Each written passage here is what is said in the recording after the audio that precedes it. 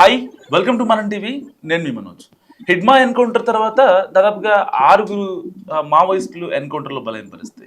And ఇటు అరణ్యంలో ఉండాల్సిన మావోయిస్టులు జనావాసాల్లోకి వచ్చి ఇక్కడ విజయవాడలో కావచ్చు, కాకినాడలో కావచ్చు దాదాపు 40 మంది మావోయిస్టులు అరెస్ట్ అయిన పరిస్థితి. మరి శాంతి భద్రతలు నిజంగా కండిషన్లో ఉన్నాయా లేదా మాట్లాడదాం. మనతో పాటు జూమ్ కాల్ యాడ్ అయ్యారు ప్రముఖ అడ్వకేట్ రజనీ గారు. నమస్కారం మేడం. నమస్తే మనోజ్ గారు. హిడ్మా ఎన్కౌంటర్ తర్వాత పరిస్థితులు మొత్తం మారిపోయినాయి. నిజంగా శాంతి భద్రతలు కండిషన్లోనే కంట్రోల్లోనే ఉన్నాయా అనేది సామాన్యుల్లో మెదులుతున్న ప్రశ్న మేడం. అంటే వీళ్ళ టార్గెట్ కంప్లీట్ గా పొలిటీషియన్స్ కాబట్టి ఎవరన్నా ప్లాన్ చేశారా అనే డౌట్స్ కూడా కొంతమందికి వస్తున్న పరిస్థితి. సార్ ఒకటి, ఇది అభ్యంతరకరమా, ఇది ప్రశంసనీయమా అనేది నాకు తెలియదు. కానీ ఒక్కటి సార్, ఈ హిడ్మా అనే వ్యక్తికి ఉండే ప్రోటోకాల్ నరేంద్ర మోడీ గారికి ఉందంత ప్రోటోకాల్ ఉంటది. ఎందుకంటే వీళ్ళు మావోయిస్టులు, వాళ్ళేమి అల్లాటప్ప వాళ్ళు కాదు, బతకలేక బడిబంతుల్లాగా వాళ్ళేమి బయటకు వచ్చిన వాళ్ళు కాదండి. అందరూ ఉస్మానియా యూనివర్సిటీలో పెద్ద పెద్ద పోస్ట్ గ్రాడ్యుయేషన్ డిగ్రీలు పొందిన వారు. తర్వాత వీళ్ళు సొసైటీలో చాలా అరాచకాలను చూసి, పెట్టుబడిదారుల పెత్తందారితనాన్ని చూసి, వాళ్ళు అడవుల్లో అన్నల్లా మారి అడుగడుగునా వస్తున్న సమస్యలను ఎదుర్కోవడానికి ఒక పోరాట ధోరణి, ఒక ఉద్యమ ధోరణిని ఎంచుకున్నారు. సో అది సభ్య సమాజంలో చాలా తప్పు. పెన్నుతో చేయలేని పని నేను గన్నుతో చేస్తానంటే అది కరెక్ట్ కాదు. సరే, ఓకే, మావోయిస్టులు అది కరెక్ట్ కాదు. మరి మనమేం చేసినాం? ఈ మధ్య కాలంలో వాళ్ళు లొంగిపోవడానికి ఎన్నో మార్లు చర్చలకి కబురు చేసినారట. ఎందుకంటే నేను తెలంగాణ దిశ ఎన్కౌంటర్ కేసు చేస్తున్నప్పుడు అడుగడుగున ఎదురయ్యే ప్రతి అభాంతరాలని, లేకపోతే ఇబ్బందికర పరిస్థితుల్ని, ఆ పరిస్థితుల నుంచి నేను బయటికి ఎలా వచ్చినానో అంటే చాలా మంది చెప్తారు. అక్కడ గద్దరన్నతో పాటు ఉండేవాళ్ళు, నీ వెనకాల అన్నలు ఉన్నారులేమ్మా, నీ జోలికి ఎవరు రారు అనేవాళ్ళు. నిజంగా ఒక తెలంగాణ మొత్తానికి కేసు చేయడానికి వీల్లేదని, తర్వాత అక్కడ సజ్జనర్ గారి అభిమానులు, కేసీఆర్ కేటీఆర్ గారి అభిమానులు, వాళ్ళందరూ ఎంతమంది ఒకవేళ ఎన్ని ఇబ్బందులు పెట్టాలనుకున్నా ఒంటి మీద ఒక గీత పడకుండా పోయి కేసు చేసుకుని వచ్చేదాన్ని. అంటే ఒక కనపడని నీడేదో వెంటాడుతుంది మనల్ని, అదే మనకి రక్షణ కల్పిస్తుంది అంటూ, నాకు తెలియదండి, గద్దరన్న అనేవాడు. 2-3 చాట్ల సమస్య వచ్చినప్పుడు కూడా గద్దరన్న నిలబడినాడు. అప్పుడు చెప్పేవాడు అన్న నక్సలిజం గురించి. తర్వాత ఆయన్ని నేను అరౌండ్ ఒక 6 టైమ్స్ ఏమో కలిసినాను సార్. 6 సార్లే కలిసింది. అది కూడా 2-3 సార్లు పార్క్ పరిసర ప్రాంతాల్లో, ఎక్కడో హైదరాబాద్ లో ఏరియాలో, అక్కడక్కడ ఏరియాలో కలిసినాను. 2-3 సార్లు అయితే కారులోనే కూర్చొని 1 గంటన్నర ఆయనతో మాట్లాడినాను. సో ఆ అనుభవాలు నాకు తెలుసు. ఆయన భువనగిరిలో బ్యాంక్ లో ఏదో ఉద్యోగం చేస్తున్నప్పుడు, లేకపోతే దాని తర్వాత ఆయన నాకు చాలా విషయాలు చెప్పారు. కానీ నేను అనుకుంటాను, పవన్ కళ్యాణ్ గారు ఒకళ్ళ చిరంజీవి గారికి తమ్ముడు కాకపోయి ఉంటే, వాళ్ళ ఒక కానిస్టేబుల్ కొడుకైనప్పటికీ చిరంజీవి గారికి తమ్ముడు కాకపోయి ఉంటే, ఖచ్చితంగా రాజకీయాల్లో కనపడతాడో లేదో తెలియదు కానీ అడవుల్లో అన్నలాగా మాత్రం కనపడతాడు అని నాతో గద్దరన్నే స్వయంగా చెప్పారండి. అప్పట్లో నేను ఇంకా రాజకీయంలోకి రాలేదు. 2021 ఆ టైం అనుకుంటాను, 21-22 మధ్యలో. సో అప్పుడు నాకు చాలా ఆశ్చర్యం వేసింది. ఎందుకంటే ఆ భావజాలం అందరికీ ఉండదండి. కోపం వచ్చేస్తుంది. ఆ కోపంలో పెన్నుతో చేయలేనప్పుడు గన్నుతో చేసేద్దామన్న ఆవేశం ఉంటది. ఆ ఆవేశంలో ప్రజలకి న్యాయం చేద్దామన్న ఉద్దేశం తప్ప వాళ్ళకి పర్సనల్ ఎజెండాలు ఏమి ఉండదండి. ఇప్పుడు మావోయిస్టులు ఉంటారు, వాళ్ళు మంచి ఖరీదైన బట్టలు వేసుకోలేరు, ఖరీదైన తిండి తినలేరు, కోట్లు సంపాదించుకోలేరు, కనీసం ఒక ఏసీ రూమ్ లో పడుకోలేరు, అడవుల్లో గడ్డి కింద వేసుకొని, ఆ తలగడ కూడా ఉండదండి. వాళ్ళు కండవాళ్ళు అవన్నీ ఫోల్డ్ చేసుకొని పడుకుంటారు. ఎప్పుడు అడవి మృగాలకి బలైపోకుండా వాళ్ళు ఉన్నారు అంటే, ఏ రోజు వాళ్ళు అడవి మృగాలను ఎప్పుడు ఇబ్బంది పెట్టరు. మీరు ఎప్పుడన్నా చూడండి, మనం అడవుల్లోకి వెళ్ళాలంటే ఆ నక్కలు పీకేస్తాయి, ఆ పులులు ఎమ్మడి పడతాయి అనుకుంటాము. వాళ్ళు ఉండేదే అడవుల్లో కదా. ఏ నక్క చంపేసి ఒక మావోయిస్టు, ఏ పులి చంపేసి ఒక మావోయిస్టు ఎప్పుడు ఉండరండి. అంటే మీరు అనుకోవచ్చు, వాళ్ళ దగ్గర గన్నులు ఉంటాయి కదా, అవి భయపడిపోతాయి కదా అనేసి. గన్నులు ఎప్పుడు చంకలో పెట్టుకొని ఉండరు కదండి. వాళ్ళు అటు ఇటు వెళ్తుంటారు, లేకపోతే వంట వండుకునే వంట కూడా అంత బల్క్ గా వండుకుంటారు. ఇవన్నీ కూడా నాకు కొంత అవగాహన ఉందండి. నాకు వాళ్ళ మీద అంత చెడు అభిప్రాయం లేదు, అంత మంచి అభిప్రాయం లేదు. కాకపోతే ఇది కరెక్ట్ కాదేమో అన్న, మీరు జనాల్లోకి రావాలి కదా, అక్కడుండి చేసేది ఏంటంటే ఇక్కడేం చేస్తావు, ఇక్కడ ఏం చేయగలవు, ఏమీ చేయనివ్వరు. నువ్వు ఒకళ్ళ వచ్చి తెర మీద నుంచున్నా నిన్ను ఒక ఆట బొమ్మలాగా పెట్టి ఇలా మాట్లాడు, అలా చెయ్యి, ఇలాగే ఉండు, ఇదే నీ అభివృద్ధికి అపోతే పోయి జనం అని నిన్ను కూడా ఒక రాజకీయంలోకి వెళ్తాను నిన్ను కూడా తొక్కి అవతలేస్తారు. నీ స్వయంగా వచ్చేటటువంటి స్వరం వినపడదు. నీలో నువ్వు ఇంకొక అంటే అద్దంలో నువ్వు కనపడవు. వాళ్ళ బొమ్మలే కనపడతాయి. అది ఎవరైనా గాని. రాజకీయంకి వస్తే చెక్కకి కూడా చదపడుతుంది, ఇనుముకు కూడా చదపడుతుంది అన్నట్టు ఉంటదండి. సో అటువంటి పరిస్థితుల్లో ఆ భావజాలాన్ని నేను ఇప్పుడు కాదండి, ఎప్పుడో 83, 85 ఆ పరిసర ప్రాంతాల్లో చాలా పెద్ద పెద్ద వాళ్ళు ఉండేవాళ్ళట. నేను 2000 నుంచి దీన్ని ఎక్కువ ఫాలో అయ్యేదాన్ని. 95, 2000 నాకు 10th క్లాస్ దగ్గర నుంచి ఈ భావజాలం బాగా నచ్చేది. నక్సల్స్ ఎలా మాట్లాడతారు, ఎలా చేస్తారు, వాళ్ళ భావజాలం ఏంటి అని. ఇప్పుడు కూడా ఈ మావోయిస్టులు పార్వతీపురం పరిసర ప్రాంతాల్లో ఉండేవాళ్ళు, వాళ్ళు పల్లెటూర్లు అంటే ఇప్పుడు మొన్న పవన్ కళ్యాణ్ గారు ఒక 17 ఇళ్లు కరిగినటువంటి ఒక ఊరు ఎక్కడో మన్యం జిల్లా, అల్లూరు సీతారామ జిల్లా పరిసర ప్రాంతాల్లో, ఆ ఊరికి లైట్ కూడా లేదు. అసలు వాళ్ళకి పగల ఏదైనా వండుకొని తినేసి పడుకుంటారు. రాత్రులు కనీసం చీకట్లో వాళ్ళు కనీసం కదలాలి మెదలాలంటే కూడా వాళ్ళకి లైట్ ఉండదు. లాంతర్లు లేకపోతే ఒక నిప్పు చక్కగా ఎదిగించుకొని ఇలా ఇలా వెళ్తూ ఉంటారు. మనము అడవుల్లో ఉన్నామా, సభ్య సమాజంలో ఉన్నామా, సొసైటీ ఓ పక్కన అంత వెలిగిపోతుంటే ఈ అడవుల్లో ఉన్న ఈ 17 ఊర్లని పట్టించుకునే నాదుడెవడు? ఏ రాజకీయ నాయకుడు అవసరం? 17 ఊళ్ళు ఎన్ని ఓట్లు? మనుషుల్ని ఓట్లుగానే లెక్కించే రాజకీయ నాయకుల మధ్యలో మనిషికి ప్రాణాన్ని లెక్కించగల మావోయిస్టులు కొంతమంది ఉంటారండి. అందరూ చెడ్డవాళ్ళని చెప్పలేం. కొంత కూడా మంచి లెక్క ఉంటది. వాళ్ళు అక్కడ ఉంటున్నారనే ఇక్కడ ఒళ్ళు దగ్గర పెట్టుకొని చాలా మంది రాజకీయ నాయకులు పనిచేస్తుంటారు. అది ఎప్పుడు 80, 85 క్రితం. సో ఇప్పుడు సభ్య సమాజానికి వీళ్ళ వల్ల నష్టాలు ఉన్నాయి, వీళ్ళని చంపేయాలి. ఈ మధ్యకాలంలో ఎక్కడ బాంబు పేలుళ్ళు, పోలీస్ స్టేషన్లు తగలబెట్టడాలు, అడవుల్లో అన్నలు బయటకు వచ్చి విధ్వంసాలు చేయడాలు అవేం లేవే. ఎక్కడో ఢిల్లీలో బాంబు పేలింది, అది టెర్రరిజం లో. వాళ్ళని పట్టుకున్నారా? వాళ్ళ వెనకాల ఉండే ముఠా పాకిస్తాన్ వాళ్ళని తీసుకొచ్చినారా? ఎన్ని ప్రాణాలు పోయినాయి? తెచ్చినారా? ఏమో, ఓకే, మీ ఇష్టం.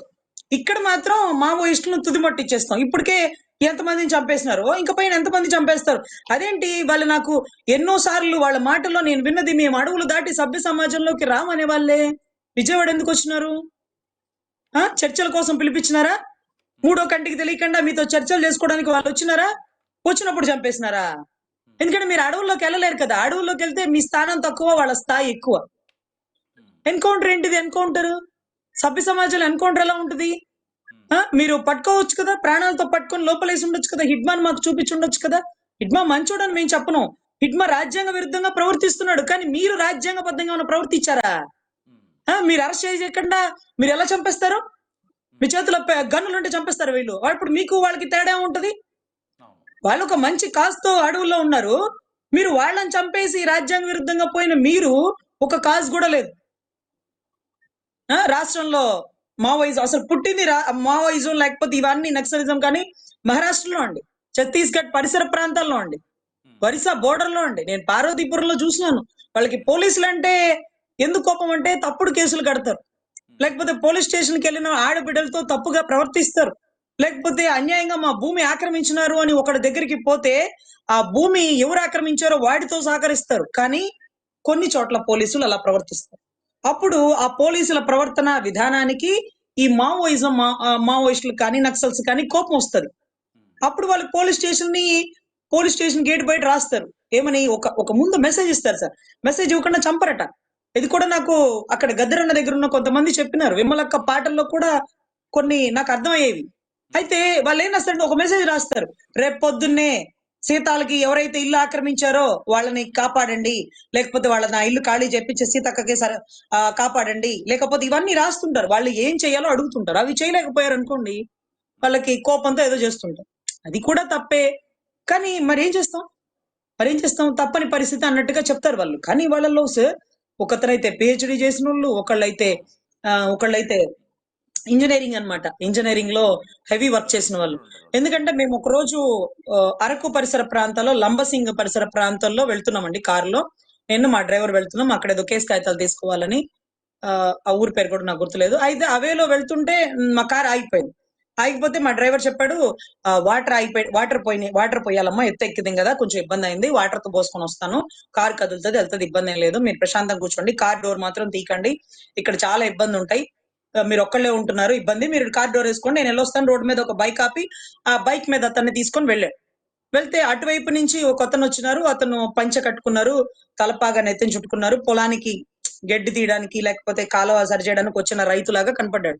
నేనేమి లోపలే కూర్చున్నాను కదా, ఎంతసేపు ఎవరో ఒకళ్ళు కనపడినారు కదా, ఒక రైతు కదా అని ఒక మంచి ఉద్దేశంతో రోడ్డు మీద ఆ బైక్ మీద వెళ్ళే వాళ్ళని కూడా నమ్మను, కానీ రైతులు నమ్ముతాం కదా, పాపం మంచి వాళ్ళు అనేసి నేను అతను రాగానే డోర్ తీసి, అసలు లోపల చాలా ఇబ్బందిగా ఉందన్న, అసలు గాలాట్లేదు, అందుకనే డోర్ తీసి బయటకు వచ్చి కూర్చున్నారు, మీరు కొంచెం మా డ్రైవర్ వచ్చే వరకు ఉంటారా అన్న.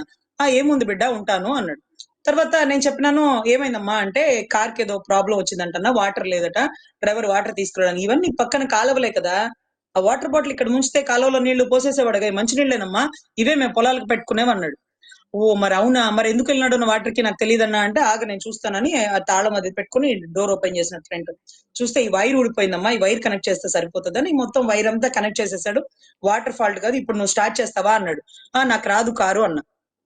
పోనీ నీకు నేను స్టార్ట్ చేయనా, నీకు నమ్మకమైనా నేనేం కార్ తీసుకొని వెళ్ళిపోతానని ఇక్కడ అపనమ్మకం ఉందా అన్నాడు. నాకేం ఇబ్బంది లేదన్నా, మీరు కార్ స్టార్ట్ చేయండి అన్నా, లేకపోతే నేను మిమ్మల్ని చూసి బయటకు వస్తానా, కారులో కూర్చున్న దాన్ని మిమ్మల్ని నమ్మి నేను బయటకు వచ్చినా, మీరు రైతులు ఎవరిని మోసం చేయరు, నాకు ఆ నమ్మకం ఉంది, మీరు కార్ స్టార్ట్ చేయండి అన్నా. నాకు అంతా అర్థం లేదు. కార్ స్టార్ట్ చేసినాడు, ఇదిగో చూడు స్టార్ట్ అయింది, ఆ డ్రైవర్ వచ్చాక తీసుకొని వెళ్ళమ్మా, నువ్వు లోపలే ఉండలే, ఇక్కడ బయట ఉండడం మంచిది కాదు, నువ్వు లోపల ఎక్కేసే అన్నాడు. నేను కార్ డోర్ ఎక్కేసాను.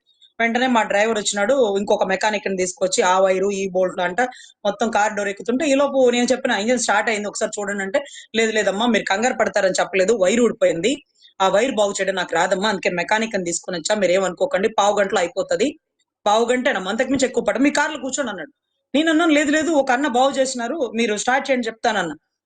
లేదమ్మా వైర్ ఊడిపోయింది, అది స్టార్ట్ మీరు ఒక్కసారి స్టార్ట్ చేయండి అన్న అని ఆ డ్రైవర్ లోపల పిలిస్తే బండి ఆ కార్ స్టార్ట్ అయింది. స్టార్ట్ అయితే అతను అన్నాడు, ఆశ్చర్యపోయినాడు, అరే స్టార్ట్ అయింది. ఆ మెకానిక్ అన్నాడు, అదేంటి ఇది వైర్ బ్రేక్ జాయిన్ చేయాలా, ఇది కట్ చేసిన వాళ్ళు ఎవరు, ఇది ఎలా చేసినారు అంటే, ఎవరో ఒక అతను బాగు చేసినారంట అంటే, అన్నులు వచ్చి ఉంటారు, ముందు ఇక్కడ అమ్మాయిని తీసుకొని వెళ్ళిపోండి, మీరు ఇక్కడ ఉంచకండి అని ఆ మెకానిక్ చెప్పాడు. వెంటనే డ్రైవర్ కంగారు పడి, అతను మీరు చూసినారా అన్నాడు. నేను చూసినానన్న, నేను చూసినాను, నేను మాట్లాడాను అతనితో అన్న. అవునా అమ్మా, ఇక్కడ అన్నలు ఉంటారు, వాళ్ళే, లేకపోతే మీకు అసలు అనుమానం రాలేదా, వాడు రైతు అంటున్నారు కదా, మరి రైతు అయితే మెకానిక్ ఎట్లా చేస్తాడు, ఆ వీళ్ళు ఇక్కడ అడవుల్లో తిరుగుతుంటారు, వీళ్ళ వల్ల ఇబ్బంది ఉంటది, మీరు తొందరగా ఎక్కేయండి అంటే, వాళ్ళ వల్ల ఇబ్బంది ఉంటే నన్ను ఎందుకు సేవ్ చేస్తాడు, మీరు మామూలుగా అయితే అసలు అలా బయటికి రాకూడదు, మీరు ఎందుకు వచ్చినారు అది ఇది అంటూ, డ్రైవర్ నా పేరు ఎక్కడ చెప్పకండి, నా కార్ పేరు ఎక్కడ చెప్పకండి, నేను అన్నల్ని చూసినానంటే మీరు గుర్తుపడతారా, వాళ్ళు అలా ఉంటారా ఇలా ఉంటారని చంపేస్తారు పోలీసులు, వీళ్ళు తట్టుకోలేమని చెప్పి కారు స్టార్ట్ చేసుకుని వెళ్ళిపోయాడండి. వెళ్ళిపోయిన తర్వాత కొంత లెక్క వెళ్ళిపోయిన తర్వాత మేము ఏదైతే కార్నర్ ఉంటున్నామో అక్కడ ఒక ఎర్ర కండువా పెట్టి, అక్కడ ఒక పెద్ద కర్ర లాంటిది, మేకు లాంటిది ఏదో చెట్టు కొట్టి ఒక కాగితం మీద రాసినారండి. ఏమని రాసినారంటే, తెలంగాణని గడగడలాడించిన బిడ్డ, అడవులో అన్నలను చూసి భయపడతావా, భూదేవి తల్లికి పుట్టినటువంటి ఆడబిడ్డలు ధైర్యాన్ని నింపుకొని పెరగాలి మీరు, సమాజాన్ని అంటూ ఒక 5 లైన్లు రాసినారండి. నేను చాలా రోజులు నేను దాన్ని బట్టి కొట్టాను. అయితే ఆ డ్రైవర్ ఎవరైతే ఉన్నాడో అతను భయపడిపోయి వెంటనే అది చింపేసి కింద పడేసి, మీరు తెలంగాణలో కేసు చేసినారా అన్నాడు. ఎప్పుడో లేండి, మా లాయర్ గారు చేశారు, నేను అక్కడ కేసులోకి వెళ్ళేదాన్ని అని. చూడండి, ఆ విషయం నాకు కూడా తెలియదు, వాళ్ళకి తెలుసు, వాళ్ళ అడవుల అన్నులు, వాళ్ళకి అన్ని తెలుస్తాయి, మనం ఎవరు ఏంటి, మనం దేనికోసం వచ్చాం, మనం మంచి చేయడానికి వచ్చామా చెడు చేయడానికి వచ్చామా, మీరు అనుకుంటారు, ఏ రాజకీయ నాయకుడిని వృధాగా చంపరండి వాళ్ళు, వాళ్ళకి ఏదో ఒక కాన్సెప్ట్ ఉంటది, వీడు సొసైటీకి చెడు, వీడు మంచి అని. ఒక్కొక్కసారి ఏంటంటే ఒక రాజకీయ నాయకుడిని చంపడానికి శత్రువులు వాళ్ళు చంపేసి మావోయిస్టుల మీద అన్నల మీద నెట్టేస్తారు, అవును. వాళ్ళు పాపం అలా చేయరేమో. అది చాలా చోట్ల ఆధారపూర్వకంగా కూడా కొన్ని చోట్ల నిరూపితమైంది. అడవులు అన్నలు చంపేసినారు పాపం అంటారు, కానీ అడవుల్లో అన్నలు చంపరు, వాళ్ళకేం పని, ఇతను ఏమన్నా నష్టపరిచాడా. ఇప్పుడు పవన్ కళ్యాణ్ గారి గురించి అంత ఫేవర్ గా మాట్లాడిన గద్దరన్న గాని, కొంతమంది నక్సల్స్ అక్కడ ఉండే వాళ్ళు కొంతమంది గాని, వాళ్ళందరూ కూడా చెప్పుకుంటారు పవన్ కళ్యాణ్ గారి గురించి. ఎందుకంటే అతని ఆలోచన, అతని విధానం, ఒకవేళ కేవలం చిరంజీవి గారు తమ్ముడు కాబట్టే అన్న వెళ్ళినట్టు సినిమాలోకి వెళ్ళాడు, అన్న చేస్తున్నట్టు రాజకీయం చేస్తున్నాడు, రాజకీయాల్లోకి ఆయన వచ్చినాడు కాబట్టి అటు వింటూ బాటలోకి వచ్చాడు. ఇది ఒక సరైన దారి గనక చిరంజీవి గారు వెయ్యలేకపోతే, ఇమీడియట్ గా ఒక వెంకట్రావు గారి కొడుకై ఉంటే, పవన్ కళ్యాణ్ గారు ఎప్పుడో గద్దరన్నతో పాటు ఆ గన్నో పెన్నో పట్టుకొని బయటకు వచ్చేసేవాళ్ళు. సో అక్కడ దాని కాన్సెప్ట్ ఏంటంటే సార్, వాళ్ళెవరికి చెడు చేయరు, వాళ్ళకి ప్రతి వ్యక్తి లోతున ఏంటి అనేది కూడా తెలుస్తుంది. అక్కడ అనుకోకుండా చూసిన వ్యక్తి వెంటనే నా గురించి ఎలా తెలిసింది, ఆ తెలంగాణ దిశ కేసు చేసిన బిడ్డ అడవుల్లో అన్నలకి చూసి భయపడతావా అని. అంటే నేను అతనికి చెప్పిన కారు దిగినప్పుడే ఏమని చెప్పినానంటే, ఆ డ్రైవర్ లోపలే కూర్చోమన్నారన్నా, కానీ లోపల ఒక్కదాన్ని కూర్చొని గాలి అట్లా ఇప్పటికి 1/2 అవర్ అయిపోయింది. మిమ్మల్ని చూసినాను కదా అందుకే ధైర్యంగా ఉంది బయటకు వచ్చినాను అని. నువ్వు భయపడ్డావా అన్నాడు. ఆ భయం కదా, మా డ్రైవర్ కంగారు పెట్టేసినాడన్నా ఇక్కడ బయటికి రాకూడదని. అంటే అట్లా ఏం ఉండదులే బిడ్డ, నువ్వు కూడా భయపడితే ఎట్లా చెప్పు. నేనా నేనేమన్నా స్పెషల్ అంటే కాదులేమ్మా, ఆడబిడ్డలు ఎప్పుడు భయపడకూడదు. మీరు భూదేవి భూగర్భం నుంచి బయటకు వచ్చిన వాళ్ళు, మీకు నొప్పి బాధ మీరు భరించలేదు అన్న వాళ్ళకి చెప్పండి. ఎందుకంటే పురిటి నొప్పుల కంటే మించిన నొప్పులు ఏముండవు. ఒక వ్యక్తి కత్తితో మిమ్మల్ని పొడిచినాడు అనుకో, నొప్పిగా ఉంటుంది కదా, కానీ దానికంటే మించిన నొప్పి పురిటి నొప్పి. అవి మీరు భరిస్తున్నప్పుడు ఈ నొప్పులు మీరు భూదేవి తల్లిలోంచి వచ్చిన వాళ్ళు, నేను అందులో రైతును కాబట్టి నీకు నేను చెప్తున్నాను అన్నాడు. ఆ ఆలోచనలోనే ఉన్నాను, కానీ ఇతను కార్ మెకానిజం ఎలా చేసినాడు నా ఆలోచన నాకు డ్రైవర్ చెప్పే వరకు నాకు తట్టల. నేను చూస్తాను నాకు తల్లి, నాకు కూడా కొంచెం తెలుసు, నేను చదువుకున్న వాడినే కానీ ఇంట్రెస్ట్ తో రైతు చేస్తున్నాను అన్నాడు. అంటే చదువుకున్న వాడికి కొంత గొప్ప తెలుస్తుంది అనుకున్నాను, కానీ అడవుల్లో అన్నలని అనుకోలేదు. అప్పుడు నాకు అర్థమైంది. అదే రకంగా పార్వతీపురం కేసు చేసినప్పుడు కూడా అక్కడ పోలీసు వాళ్ళు ప్రవర్తించినటువంటి దురుసు విధానం కానీ, నా క్లయింట్ ని ఇబ్బంది పెట్టి నా మీద కేసులు వేస్తున్నటువంటి తీరు కానీ, అక్కడ కూడా పార్వతీపురం మన్యం జిల్లాలో అన్నలు ఉంటారు అన్న ధోరణి అక్కడ కూడా 2-3 ఎగ్జాంపుల్స్ లో నాకైతే నిరూపితం అయిందండి. బట్ ఒక కాన్సెప్ట్ తో ఉంటుంటారు. నిన్న కూడా విమలక్క వీళ్ళందరూ కమ్యూనిస్టులు, లేకపోతే వీళ్ళకి సంబంధించినటువంటి నక్సలిజం సంబంధించిన కొంతమంది గేయ రచయితలు వీళ్ళందరూ కూడా బయటకు వచ్చారు. కొంతమంది ఖండిస్తున్నారు, కొంతమంది సపోర్ట్ చేస్తున్నారు. కానీ what ever it may be, వాళ్ళకంటే తెలీదు, గన్నుతో చేసేస్తున్నారు తప్పు. మరి మనం ఒప్పేంటి? ఆ మన్యం జిల్లాలో అంటే పట్టుకోలేము, విజయవాడ పరిసర ప్రాంతాల్లో అది సినిమాలో చూస్తాం చూడండి, ఒక ఒక ఇంట్లో ఉన్నారు అంటే ఆ ఇల్లంతా బ్లాక్ చేసేసి వాళ్ళని పట్టుకోవడం పెద్ద తేలికేం కాదు కదా. కానీ అంతమందిని ఎవరిని చంపేసినారు? సరే, అంతమంది చచ్చిపోయారు కదా, చంపేసినారు కదా, ఎన్కౌంటర్ కదా, మీ మీదకి ఏ కాల్పులు జరిగినాయి? ఎంతమంది పోలీసులు కాల్పులకు గురయ్యారు? ఎంతమంది చేతుల మీద, కాళ్ల మీద, తల మీద కాల్పులు జరిగినాయి? ఎంతమంది పోలీసు వాళ్ళు చచ్చిపోయారు? ఆ పెను ప్రమాదంలో మీ ప్రాణాన్ని మీరు కాపాడుకోవడం కోసమే కదా మీరు ఎన్కౌంటర్ చేసింది. ఎంతమంది ప్రాణాలు పోయినాయి లెక్క చెప్పినారా? ఆ రోజు దిశ ఎన్కౌంటర్ కేసులో కూడా ఢిల్లీ నుంచి సిర్పుర్కర్ కమిషనర్ వచ్చినప్పుడు ఫస్ట్ అడిగిన ప్రశ్న, ఏ పోలీస్ వాడికి గాయం అయినది, కమాన్ టెల్ మీ అంటే, అవునండి నాకు ఇక్కడ చేతి మీద కాల్చినారు రివాల్వర్ పెట్టి వాళ్ళు. అవునా, how they know how to shoot revolver, they have some procedure నా, దే హ్యావ్ సమ్ లాక్ అని జడ్జి గారు అడిగినారు. అదేనండి అని. ఆ టైం ఎంత, 4:30-5:30కి మిమ్మల్ని వాడు రివాల్వర్ మీ జేబులోంచి రివాల్వర్ తీసేసుకొని మిమ్మల్ని కాల్ చేసినాడా? అసలు ఒరిజినల్ నేరగాళ్ళు అయితే మీరు ఒరిజినల్ నేరగాళ్ళు వీళ్ళే అమ్మాయిని రేప్ చేసి చంపేస్తే మీరు చట్టం దృష్టిలో పెట్టేసి ఉండేవాళ్ళు కదా. వాళ్ళు నేరగాళ్ళు కాదేమో, ఇవాళ కాకపోతే రేపైనా ఆయిషా కేసులో సత్యంబాబులా బయటకు వస్తాడేమో, అప్పుడు ఒరిజినల్ నేరగాడిని పట్టుకోవాల్సి వచ్చిద్దేమో అన్నట్టుగా వీళ్ళే నేరగాళ్ళుగా చిత్రీకరించడమే కాకుండా నిజాన్ని సమాధి చేయడం కోసం కాల్చి చంపేసినారా? ఒకవేళ పెద్దోడు ఏమైనా ఉన్నాడేమో, పొలిటీషియన్, అమ్మాయి వెటర్నరీ డాక్టర్ కదా, ఎవరో పొలిటీషియన్ మనసు పట్టి ఏదో చేసినాడేమో, వాడిని పట్టుకోలేం కదా. వాడిని పట్టుకుంటే ఎలాగా? ప్రత్యూష రెడ్డిని రేప్ చేసి చంపేసిన వాళ్ళు ఎవరో పాపం వాళ్ళ అమ్మకి సాక్ష్యాలు ఉన్నాయి, ఏ రెడ్డి గారు చంపేసినారు, పట్టుకోలే. కానీ వీళ్ళని మాత్రం మొత్తాన్ని లేపేసినారు. వీళ్ళు నోరు తెరిచి చెప్తే వాళ్ళకి అసలు ఆడ మనిషిని ఎలా ఉంటుందో కూడా వాళ్ళకి తెలియదు. ఇవన్నీ కూడా బతికుంటే విలువైన సమాచారం వెలుగులోకి తీసుకొచ్చి పోలీసులు అన్యాయంగా ఒకళ్ళు ఇరికిచ్చినారు అంటూ వీళ్ళు నిర్దోషులుగా బయటికి తెచ్చుండే వాళ్ళం. దరిద్రం ఏంటంటే అప్పటికప్పుడు ఎన్కౌంటర్ చేయడం వల్ల వాళ్ళు చనిపోయారు. ఒరిజినల్ నేరగాడు ఇంతవరకు దొరకడు. వీళ్ళకి పోలీసు వాళ్ళకి తెలిసిన పడే కదా, ఎవరో ఒకరిని తీసుకొని కాల్చి అవతల పడేస్తే కేల్కతాం దుకాణ్ బంద్. ఒక అమ్మాయిని రేప్ చేసినారు నలుగురు కలిపి, ఆ నలుగురు చేసిన దారుణ అత్యాచారానికి కాల్చి చంపేసిన హీరో సజ్జనార్ అని బాగా హైలైట్ అయింది కదా. కానీ నలుగురు నేరగాళ్లే కాదు కదా, ఈ అమ్మాయిని రేప్ చేసినోడు ఇంకొకటి ఎవడో కదా, వాడిని పట్టుకోలేక వీళ్ళని తెచ్చారు కదా. ఇలా నోరు విప్పి నిజాలు చెప్తేనే కదా విలువైన సమాచారం బయటకు వచ్చేది. సో ఇటువంటి ఘటనలు జరిగినప్పుడు అండి, అక్కడక్కడ అడవుల్లో అన్నలు ఉన్నారు, వాళ్ళు ఎనీ టైం వచ్చి గొడవ చేస్తారు, పోలీస్ స్టేషన్లు పెయిల్ చేస్తారని ఒక భయం 85కు ముందు అట్లా బాగా గతంలో ఉండేదండి. బ్రిటిష్ వాళ్ళ తర్వాత పెట్టుబడిదారి పెత్తనందనంలో అప్పుడే అంటుంటాం ఏదనో చిరంజీవి గారి పాట, జీవితమే ఒక ఆట, సాహసమే పూబాట, నాలో ఊపిరి ఉన్నన్నాళ్ళు ఉండవు మీకు కన్నీళ్ళు అంటూ ఒక టైటిల్ సాంగ్ వచ్చేది, కొండవీడి దొంగ అని. కొండవీడి దొంగ మరి ఏదో సినిమా గుర్తులేదండి. ఆయన నోటికి అదే ఇలా కట్టుకుంటా ఒక గుర్రం మీద వస్తాడు, అలా ఉంటారు అన్నలు అని అనుకునే వాళ్ళం.